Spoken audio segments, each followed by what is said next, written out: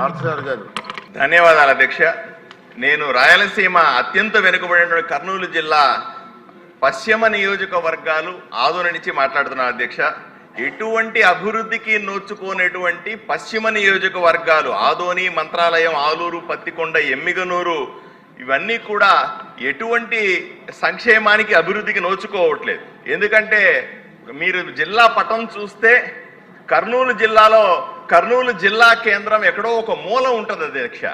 మా నియోజకవర్గాల నుంచి ఎవరైనా జిల్లా కేంద్రానికి వెళ్ళి పని చేసుకోవాలంటే నువ్వు 100 నుంచి 150 కిలోమీటర్లు ప్రయాణం చేయాల్సిన పరిస్థితి ఉంటుంది అధ్యక్ష.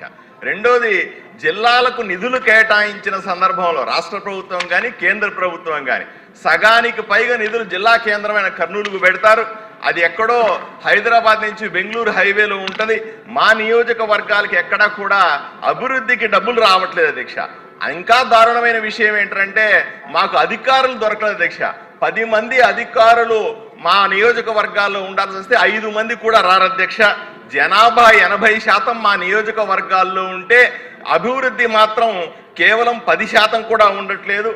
ఎన్నో దశాబ్దాలుగా ఆదోని కేంద్రంగా ఆదోని, మంత్రాలయం, ఆలూరు, పత్తికొండ, ఎమ్మిగనూరులకి ఒక ప్రత్యేక జిల్లా ఏర్పాటు చేయాలన్న సెంటిమెంట్ కూడా ప్రజల్లో ఉంది. దీన్ని పరిశీలించాల్సిందిగా ఈ జిల్లాని ప్రత్యేకంగా ఏర్పాటు చేయాల్సిందిగా ప్రభుత్వాన్ని కోరుతున్నాను.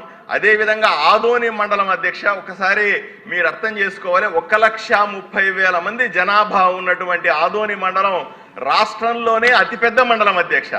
10,000, 15,000 జనాభా ఉంటే కూడా ఒక మండలాన్ని ఏర్పాటు చేసే సందర్భంలో 1,30,000 మందితో ఒక మండలంలో ఒకే తహసీల్దారు, 5 మంది క్లర్కులతో ఏ విధంగా నడుపుతారో ఆలోచన చేయాలి.